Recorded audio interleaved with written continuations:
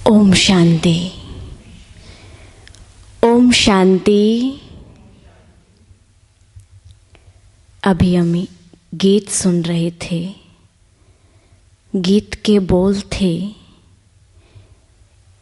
ऐ खुदा तू बता तेरा क्या नाम है, तू है रहता कहाँ, तेरा क्या काम है। ये सिर्फ किसी एक व्यक्ति के प्रश्न नहीं, बल्कि हम सबके प्रश्न थे। ऐसा ही क्योंकि हम सभी जो यहाँ बैठे हैं वो सब आस्तिक ही बैठे हैं जो भगवान को मानते हैं,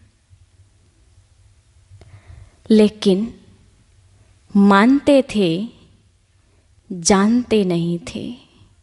और इसीलिए हमने गीत बनाई, उसके भजन गाई, अनेकों मंदिरों में गए, तीर्थों पर गए और उसको ढूंढने लगे, शायद कहीं से वो परमात्मा मिल जाए। तो कौन है वो परमात्मा? ये एक ऐसा विषय है कि इस पर आकर सबकी जुबां मौन हो जाती है, क्योंकि सबके अपने अपने परमात्मा हैं, लेकिन उन सब में बड़ा कौन है इसका हम आज तक भी निर्णय नहीं कर पाए हैं। तो वो परमात्मा कौन है, उसे जानने से पहले हम एक छोटी सी एक्टिविटी करते हैं। आप सभी 1 मिनट के लिए आंख बंद कर लेंगे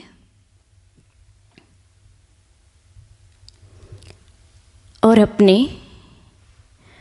बुद्धि के द्वारा एक सेब का चित्र बनाएंगे।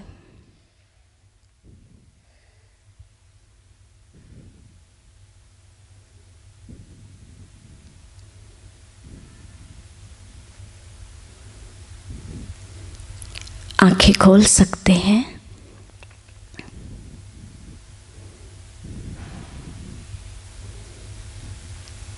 मैं समझती हूँ सबने अपने मन के अंदर बुद्धि की शक्ति के द्वारा सेब के चित्र का चित्रण जरूर किया होगा। तो सेब का चित्र जो हमने बनाया वो सेब कैसा था?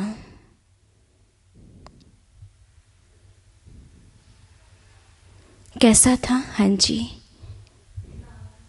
लाल रंग का था। आकार क्या था?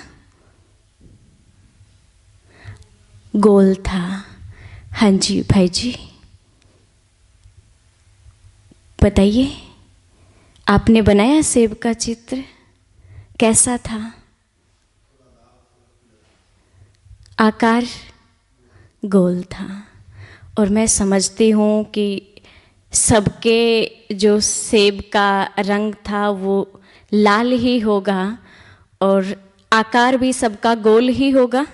ऐसा ही कोई ऐसा है कि जिसके सेब का आकार चकोर हो?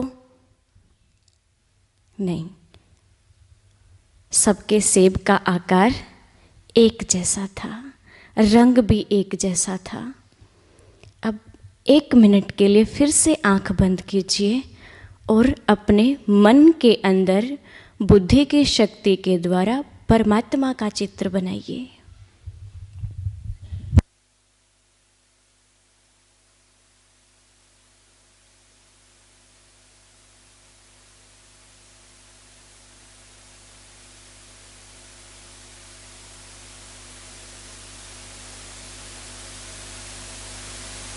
हाँ जी, बनाया सबने चित्र? कैसा था भाई जी? हाँ जी, चांद जैसा गोल था। हाँ जी, हाँ जी, रोशनी की किरणें थी और बिंदु था। आपका परमात्मा कैसा था? हाँ जी, हाँ जी, गोल था। हाँ जी गीतू बहन,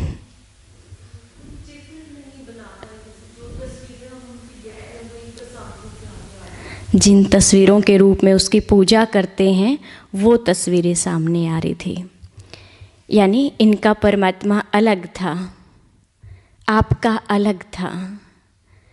लेकिन हम तो बचपन से एक बात सुनते आए हैं, सबका मालिक एक। बोलते हैं ना ऐसा, हम सब ये बात कहते हैं कि सबका मालिक एक है, लेकिन हमारी जो बुद्धि थी वो सबकी अलग अलग चित्र बना रही थी। तो इसका मतलब सच्चाई कुछ और है कि जिस रूप में हम परमात्मा को मान रहे थे, जान रहे थे, वो कहीं ना कहीं असत्य था। तो परमात्मा कौन, आज उस पर हम बात करेंगे और उसके लिए हम 5 कसौटियाँ लेंगे। किसी भी बात को प्रूव करने के लिए क्या करते हैं, कोई कसौटी लेते हैं कि अगर ये बात इस कसौटी पर खरी उतरती है तो हम इसको सत्य मान लेंगे, ऐसा कहते हैं ना। तो आज परमात्मा के लिए भी हम 5 कसौटियाँ रखते हैं। और पहली कसौटी है कि परमात्मा सर्वमान्य है। इन सब जो भी परमात्मा, जो भी भगवान, जो भी इष्ट, जो भी देवता जिनको हम आज तक बड़ा मानते आए हैं, उनमें से जो भी इस पहली कसौटी को पूरा करेगा वो परमात्मा। क्यों?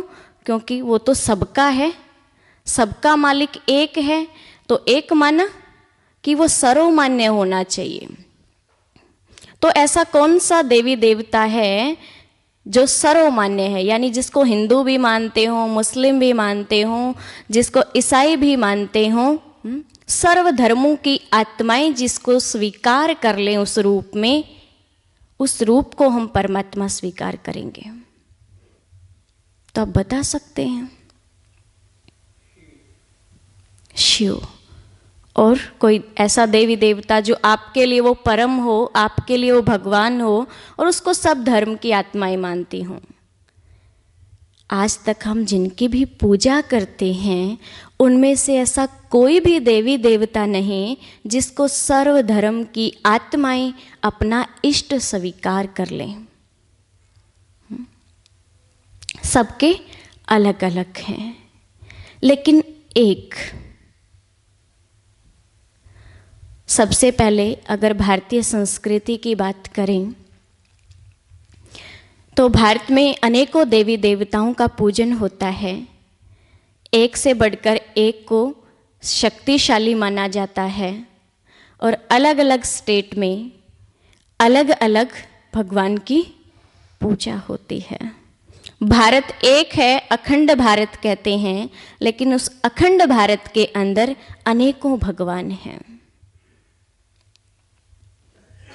लेकिन एक जिसको कहते हैं देवों के देव महादेव, कहते हैं शिव जी के लिए। बाकी सभी देवी देवता हैं, उनके अपने स्टेट वाइज पूजा होती है, लेकिन एक शिव जी ऐसे इष्ट हैं जिसको संपूर्ण भारत के अंदर पूजा जाता है, माना जाता है।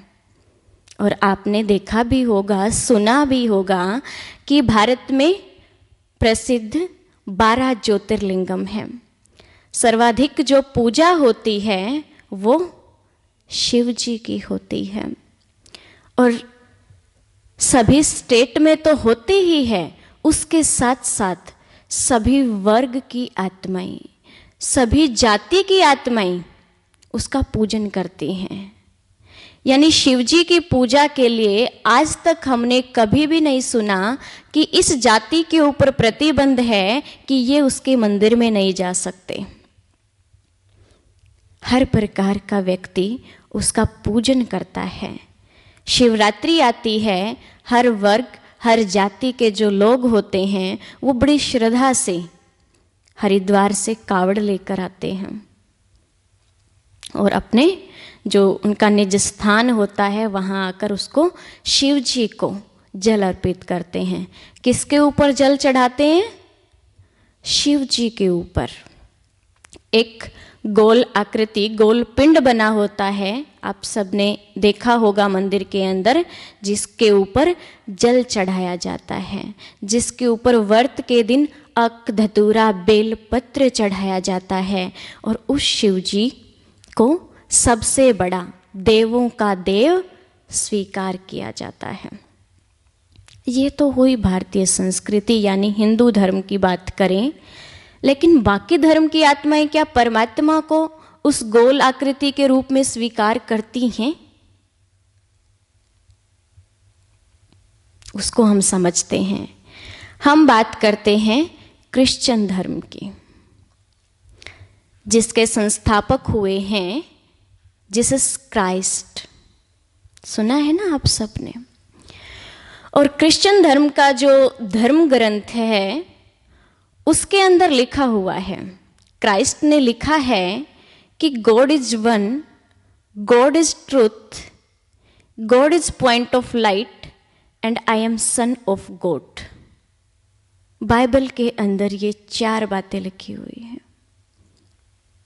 भगवान एक है, भगवान सत्य है, भगवान प्रकाश का पुंज है, और मैं उस परम पिता परमात्मा का बच्चा हूं। जाने अनजाने शायद वो स्पष्ट रूप से इस बात को स्वीकार नहीं करते, लेकिन उनके धर्म ग्रंथ किसका संदेश देते हैं कि परमात्मा क्या है? एक है, और वो क्या है? निराकार है, यानी जिसका इस शरीर जैसा आकार नहीं है, वो क्या है? ज्योतिर्स्वरूप है। और उसकी यादगार में आपने देखा होगा, जब क्रिश्चियन लोग चर्च के अंदर जाते हैं, जैसे हम पूजा के लिए मंदिर में जाते हैं, वो चर्च में जाते हैं, और चर्च में जाकर क्या करते हैं? कैंडल जलाते हैं। वहाँ पर एक बड़ी कैंडल रखी होती है और उसके आसपास छोटी छोटी कैंडल्स रखी होती हैं। तो बड़ी कैंडल्स किसकी निशानी है? उस परम ज्योति की निशानी है। और जो कल का चैप्टर हमने सीखा था, हम आत्मा भी क्या हैं? हम आत्मा भी क्या हैं? ज्योति है, एक प्रकाश का पुंज है, एक पॉइंट ऑफ लाइट है। सीखा ना कल हमने? तो वो छोटी कैंडल्स हम आत्माओं की यादगार हैं। आगे चले मुस्लिम धर्म की ओर। मुस्लिम धर्म की जो मान्यता है वो आपने देखा होगा बाकी सब धर्मों से तो बिल्कुल ही अलग होती है। वो अपने नियम मर्यादाओं पर बहुत पक्के होते हैं। लेकिन अगर उनके इतिहास में हम जाएं तो उनकी मान्यता है, वो लोग हज की यात्रा पर जाते हैं मक्का मदीना में, जो उनका बहुत बड़ा तीर्थ स्थान है। जैसे हिंदू लोगों का जो तीर्थ स्थान है वो जैसे केदारनाथ है, अमरनाथ है, और उनका जो तीर्थ स्थान है वो मक्का मदीना, जहाँ पे वो समझते हैं कि वहाँ पर काबा का पत्थर है जिसके दर्शन के लिए वो जाते हैं। मान्यता क्या है वहाँ की कि कहते हैं आकाश से एक गोल पिंड धरती पर गिरा, और जो मुस्लिम धर्म के संस्थापक हुए पैगंबर हजरत मोहम्मद जी, उन्होंने उसको वहाँ पर मक्का के अंदर उसको स्थापित किया और उसको नाम दिया, ये क्या है? अल्लाह। भगवान का रूप उसको मानकर उसकी पूजा शुरू की। और एक शब्द मुस्लिम धर्म में प्रयोग होता है, बोला जाता है नूरे इलाही। और नूर का हिंदी अर्थ क्या होता है? प्रकाश। डायरेक्ट रूप से उन्होंने उस पिंड को, गोल आकृति को, जो हमारे शिवलिंग जैसा ही है, शिव नाम भले ही नहीं दिया, लेकिन अगर अपना इष्ट, अपना अल्लाह माना है तो किसको? एक निराकार को। आपने कोई मूर्ति पूजा शायद मुस्लिम धर्म में नहीं देखी होगी, हम किसी ने भी नहीं देखी है, क्योंकि वो सिर्फ एक अल्लाह को मानते हैं। किसी भी देहधारी यानी शरीरधारी को वो अपना अल्लाह, परमात्मा, गॉड स्वीकार नहीं करते हैं। आगे चले बौद्ध धर्म की ओर। महात्मा बुद्ध जिन्होंने बौद्ध धर्म की स्थापना की, अगर उनके जीवन को हम थोड़ा गहराई से देखें भी और समझें भी, तो शायद महात्मा बुद्ध ने अपने जीवन में ज्ञान प्राप्त करने के लिए किसी भी देव की पूजा नहीं की, किसी भी गुरु से दीक्षा प्राप्त नहीं की। कहते हैं कि वट वृक्ष के नीचे वो बैठ गए और उन्होंने अपने ध्यान को एकाग्र किया और एक प्रकाश से उनके अंदर संपूर्ण ज्ञान की उत्पत्ति हुई। और उस ज्ञान से उन्होंने कर्म का सिद्धांत दिया कि कर्म ही पूजा है। किसी भी देहधारी को परमात्मा कहना उनके धर्म में वो वर्णन आता ही नहीं है। कर्म ही पूजा है, इसका उन्होंने संदेश दिया। तो ज्ञान की जो प्राप्ति दिखाई है उनको उस प्रकाश से दिखाई है कि उन्होंने भी अपना जो आधार माना वो किसको माना? प्रकाश को। फिर बात करें हम सिख धर्म की। बहुत ज़्यादा पुराना धर्म नहीं है, लगभग 500-550 वर्ष हुए हैं गुरु नानक जी ने इस धर्म की स्थापना की। इस धर्म के बारे में मैंने कोई ज़्यादा डीप स्टडी नहीं की, लेकिन जहाँ तक मैंने सुना है, इस धर्म से संबंधित जितने भी लोगों के संपर्क में आए, उनके मुख से एक चीज़ सुनने को मिली कि उनकी गुरुवाणी कहती है, उनका सुखमणि साहिब कहता है, एको ओंकार निराकार, एको ओंकार सतनाम, एको ओंकार, ये बार बार शब्द आता है। और कहते हैं कि जितने भी उनके वो धर्म ग्रंथ हैं जिनका वो पाठ करते हैं, उसमें से किसी भी एक के भी अंदर गुरु नानक जी ने ये नहीं कहा कि मैं परमात्मा हूं। उन्होंने संदेश दिया, सचखंड बसे मेरा सच्चा वाहे गुरु, वो परम सत गुरु। और शायद आपने फोटो देखी होगी, फोटो के अंदर भी गुरु नानक जी की शायद उंगली ऐसे है। किसका परिचय दे रहा है? उस एक का, ऐसे नहीं, उस एक का। और एक प्रकाश का छत्र उनके सिर के पीछे दिखाते हैं चित्र के अंदर। उन्होंने भी अपना परमात्मा किसको माना? निराकार को, प्रकाश को, ज्योति को। इतने सब धर्मों ने उसको किस रूप में स्वीकार किया? निराकार के रूप में। जो भी धर्म गुरु आए थे इस धरती पर, वो सब परमात्मा के पैगंबर थे, मैसेंजर थे, जो परमात्मा का संदेश लेकर इस धरती पर आए थे, और जिन्होंने सब ने एक ही संदेश दिया।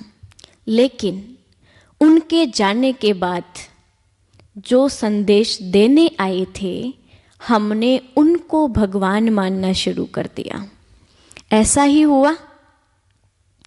उन्होंने किसी भी धर्म गुरु ने ये संदेश नहीं दिया कि मेरी पूजा करो, मैं बड़ा हूं। संदेश दिया तो एक वाहे गुरु का, एक अल्लाह का, एक गॉड का, एक ईश्वर का, एक परमात्मा का। भूल की तो किसने की? हमने की। तो वो परम पिता परमात्मा जो सर्व धर्मों में मान्य है, उसका रूप क्या है? निराकार, जिसकी हम शिवलिंग के रूप में पूजा करते हैं। शिव माना क्या?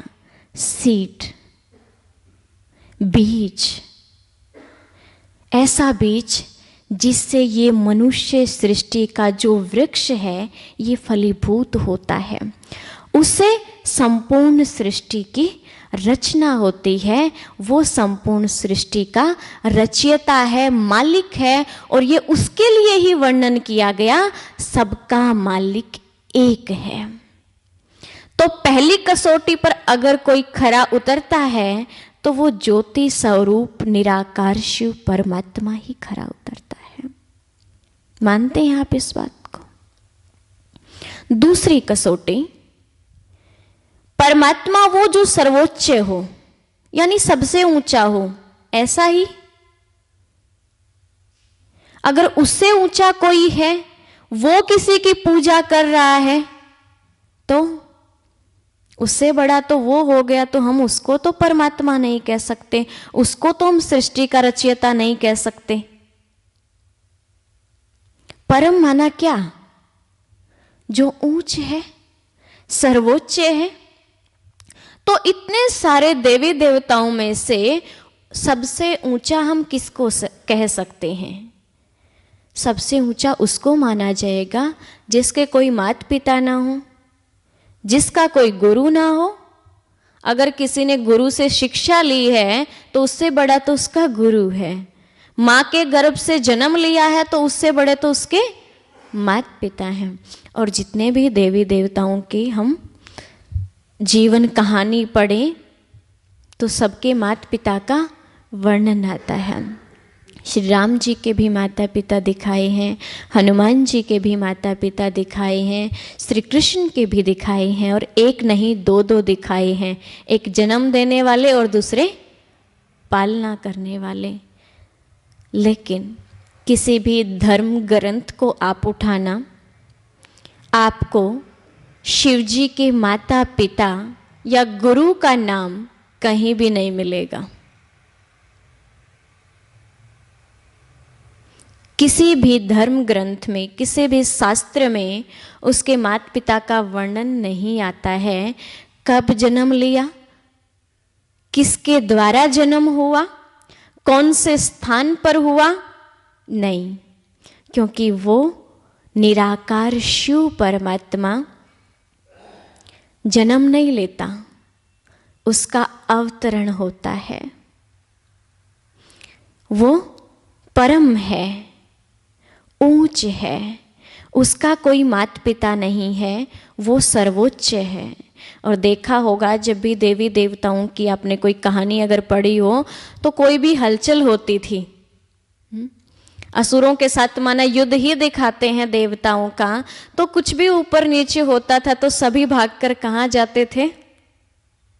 शिव जी के पास जाते थे। पूजा आराधना करते भी अगर हम देखें, कहते हैं कि श्री राम जी को जब सीता मैया को छुड़ाने के लिए लंका में जाना था तो जावंत कहता है कि रावण जो है ना वो शिव जी का परम भक्त है, उसने शिव जी से बहुत सारी शक्तियां ले रखी हैं, उससे युद्ध करने के लिए आपको भी क्या करना पड़ेगा? शिव की आराधना करके उससे वो वरदान, वो शक्तियां लेनी पड़ेंगी। और कहते हैं कि श्री राम जी ने समुद्र के किनारे मिट्टी का शिवलिंग बनाया, जो आज वर्तमान समय में रामेश्वरम के नाम से पूजा जाता है। 12 ज्योतिर्लिंगम में से एक ज्योतिर्लिंगम जो है वो रामेश्वरम है। रामेश्वरम यानी अगर हम संधि विच्छेद करें तो रामेश्वरम माना राम का भी ईश्वर। तो वो शिव जी परम है, सर्वोच्च है। तो दूसरी कसौटी की अगर बात करें तो वो भी किस पर लागू होती है? निराकार शिव परमात्मा पर। तीसरी कसौटी सर्वज्ञ, जो सब कुछ जानता है। संपूर्ण सृष्टि के आदि मध्य अंत को जानता है, तीनों लोकों का जो ज्ञाता है, तीनों कालों का जो ज्ञाता है, उसको कहेंगे परमात्मा। तीनों लोकों का जो स्वामी है। और शायद आपने गौर किया हो, मंदिर, शिव जी के मंदिर के अंदर जब हम जाते हैं तो जो शिवलिंग बना होता है उसके ऊपर 3 रेखाएं होती हैं। देखा है आपने? 3 रेखाएं बनी होती हैं और बीच में एक आंख बनी होती है। और शिव जी के साथ जो टाइटल जोड़े जाते हैं, त्रिलोकीनाथ, तीनों लोकों का जो स्वामी है। त्रिनेत्री, जो ज्ञान का तीसरा नेत्र देने वाला है। त्रिकालदर्शी, जो तीनों कालों को जानने वाला है कि सृष्टि के आदि में क्या हुआ, सृष्टि के मध्य में क्या हुआ, सृष्टि के अंत में क्या हुआ और फिर से इस सृष्टि की आदि कैसे होगी। ये टाइटल किसी भी देवी देवता के साथ नहीं जुड़ते हैं। सब चीजों का ज्ञाता। कैलाश पर्वत पर उसकी प्रतिमा भी दिखाते हैं कि वो क्या कर रहा है। शिव जी के लिए दिखाते हैं, तपस्वी रूप शंकर के रूप में दिखाते हैं कि वो सब कुछ जानने वाला है, सृष्टि पर क्या हो रहा है वो सब कुछ जानता है। तो ये टाइटल, सर्वज्ञ का टाइटल भी निराकार शिव परमात्मा पर ही जाता है। चौथी कसौटी सर्वोपरि है। सर्वोपरि माना जो सुख दुख, लाभ हानि, निंदा स्तुति, मान अपमान, जन्म मरण, इन सब से जो परे है वो सर्वोपरि ही परमात्मा हो सकता है। क्योंकि हमने पहले भी बात की कि जो जन्म मरण के चक्र में आ गया, जिसका खुद का जन्म होता है, जिसकी खुद की मृत्यु होती है, वो हमें इस दुखों से कैसे मुक्त करा सकता है। क्योंकि जो जन्म लेता है, जीवन के खेल में आता है, उसको सुख भी होता है तो दुख भी होता है। लेकिन परमात्मा तो क्या है? अजन्मा है। उसका जन्म नहीं होता, उसका अवतरण होता है। केवल एक बार वो सृष्टि पर आता है तो वो सुख दुख के चक्र से, जन्म मरण के चक्र से मुक्त है। और कहते हैं अकाल मूर्त। सुना होगा आपने परमात्मा की महिमा में ये शब्द अकाल मूर्त, यानी ऐसी मूर्त जिसको काल नहीं खा सकता है। लेकिन जिसका जन्म होगा उसकी तो मृत्यु होगी, उसको तो काल खा सकता है। लेकिन भगवान शिव के लिए कहते हैं कालों का काल महाकाल, उसको काल नहीं खा सकता। लेकिन वो तो संपूर्ण सृष्टि को काल के पंजे से छुड़ाने वाला है। इस कलयुगी कली काल से मुक्त करा के वो सतयुगी अमर लोक में लेकर जाता है, और जिससे उसका एक नाम भी है अमरनाथ। सभी देवी देवताओं का जन्म भी दिखाया, मृत्यु भी दिखाई है, लेकिन शिव जी का ना जन्म दिखाया है ना मृत्यु दिखाई है। तो सर्वोपरि की जो कसौटी है वो अगर सब पर रख कर देखें तो उस पर भी खरा उतरने वाला कौन है? निराकार शिव परमात्मा है। और 5वीं कसौटी सर्व गुणों में संपन्न, सर्वशक्तिवान, अनंत है, जो जिसका ना आदि है ना जिसका अंत है। वो सर्वशक्तिवान है, सर्व गुणों से संपन्न है, और इसीलिए उसे क्या कहते हैं? गुणों का भंडार कहते हैं। जब उसकी पूजा करते हैं, आराधना करते हैं, क्या कहते हैं? भोला भंडारी, यानी जिसके पास हर चीज का भंडारा भरपूर है। सभी देवी देवता भी उससे लेते हैं। वो क्या है? संपन्न है। और जो संपन्न होता है उसे टाइटल दिया जाता है सागर का। भगवान के लिए कहते हैं ना, वो प्यार का सागर है, वो शांति का सागर है। ऐसे ऐसे महिमा हम करते हैं, पूजन हम उसका करते हैं, तो वो क्या है? संपन्न है। और जो संपन्न होता है वो दाता होता है, देने वाला होता है। इसीलिए हम उस परमात्मा से मांगते हैं। तो ये 5 कसौटियां जो निराकार शिव परमात्मा पर लागू होती हैं, जिसके लिए सब धर्मों की आत्माएं उसको स्वीकार करती हैं, जो सर्वोच्च है, सर्वोपरि है, सर्वज्ञ है, सर्वशक्तिवान है। आज तक हम किसी न किसी रूप में पूजन तो करते थे, मानते तो थे, लेकिन जानते नहीं थे। और कहीं ना कहीं जब किसी चीज की संपूर्ण जानकारी ही ना हो, आपको कोई क्वेश्चन दिया जाए, आपको फार्मूला ही ना आता हो, या फिर आधा अधूरा आता हो, क्या आप उस इक्वेशन को, क्या आप उस क्वेश्चन को सोल्व कर सकते हैं?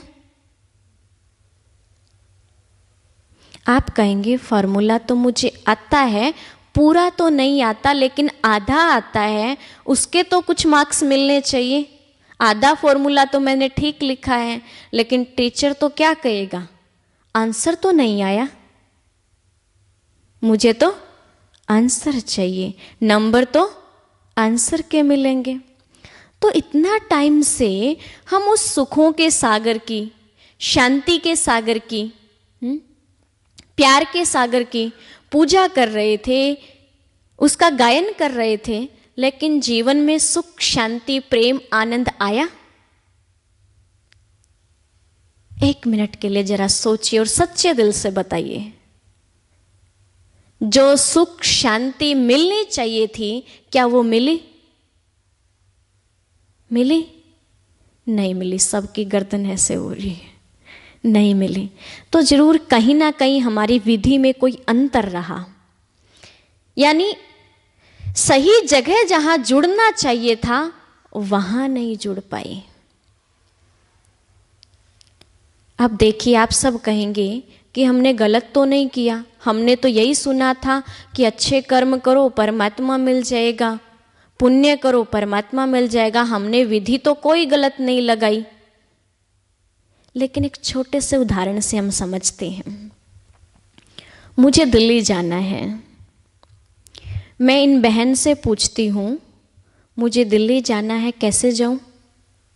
ये कहेंगे आप बाई ट्रेन जाओ, बड़ा सस्ता पड़ेगा, आप दिल्ली पहुँच जाओगे, यहाँ से ट्रेन चलती है, बड़े टाइम से चलती है, टाइम से पहुँचा देगी। ठीक है, मैं उन भाई साहब से पूछती हूँ मुझे दिल्ली जाना है, मुझे रास्ता बताइए, कैसे जाऊँ? वो कहते हैं बहन जी ट्रेन से जाओगे टाइम बहुत लग जाएगा, हाँ भले थोड़ा पैसा ज़्यादा लगेगा, आप बस से जाओ ना, ट्रेन से कम टाइम में पहुँचा देगी। ठीक है, उनसे पूछती हूँ, वो कहते हैं कहाँ बस के चक्कर, इतनी भीड़ होती है, कहाँ अलग अलग स्टॉपेज पे रुकेगी वो, आप अपनी कार से जाओ ना, थोड़ा कॉस्टली तो पड़ेगा लेकिन आप और भी जल्दी पहुँच जाओगे। राइट? क्या मैं इन तीनों ने जो अपनी मत दी, मैं किसी की मत को गलत कह सकती हूँ? नहीं, तीनों ने राइट बात कही है, तीनों अपनी अपनी जगह सही है, गलत कोई भी नहीं है। लेकिन अगर मुझे यही ना पता हो कि दिल्ली में मुझे जाना कहाँ है, जाकर करना क्या है, तो मेरा पहुंचने का फायदा भी क्या है? तो आज तक हमने उस परमात्मा को ढूंढने के लिए अनेक विधियां अपनाई, उनको हम गलत नहीं कहेंगे। किसी ने कहा आप दान पुण्य करो परमात्मा मिल जाएगा, गलत नहीं कहा, हमने दान पुण्य किया। किसी ने कहा घर पे बैठकर ही अपने माता पिता की सेवा करो परमात्मा मिल जाएगा, गलत नहीं कहा।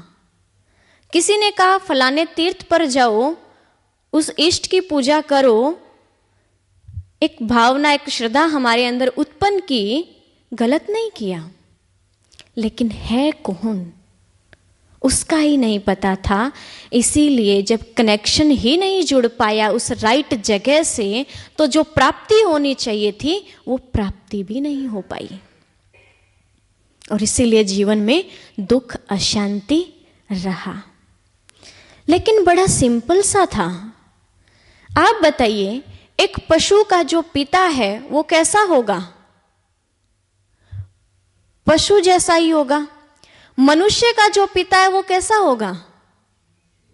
मनुष्य जैसा ही होगा। तो आत्मा का पिता कैसा होगा? आत्मा जैसा ही होगा। और आत्मा क्या है?